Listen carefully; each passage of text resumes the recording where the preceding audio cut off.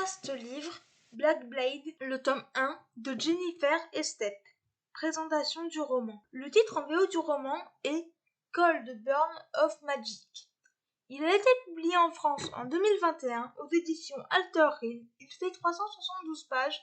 Je lui ai mis la note de 7 sur 10 et le conseille aux jeunes adultes à partir de 16 ans. Quatrième de couverture. Visitez Closebots Falls, la ville la plus magique d'Amérique. Closebots Falls est le seul endroit au monde où les magiques, des gens dotés de pouvoirs et les êtres surnaturels peuvent vivre au grand jour. Des familles rivales, véritables mafias aux facultés redoutables, dirigent la cité, assurant la protection des quartiers qu'ils se sont octroyés.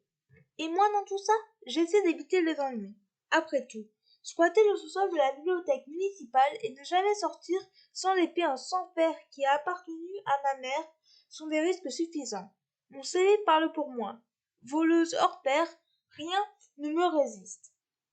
Pas le choix, je dois me faire discrète. Et s'il n'y avait que ça, j'ai un autre don très convoité qui pourrait me mettre en danger. Un jour, j'assiste à un règlement de compte. Le sexy Devon de la famille Sinclair est sur le point de se faire tuer et je n'ai que deux options, rester dans l'ombre et le laisser mourir ou m'exposer pour lui sauver la vie.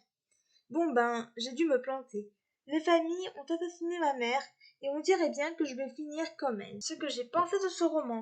Tout d'abord, je remercie Delia du blog Between Dreams and Reality, dont je vous mettrai le lien dans la barre d'infos, et la maison d'édition d'avoir organisé ce blog tour. Cela faisait très longtemps, quelques années, que je n'avais pas lu de la Big Hit. J'ai apprécié ma lecture. Le résumé étant long, je n'en parlerai pas plus. Les personnages sont attachants, quoique clichés.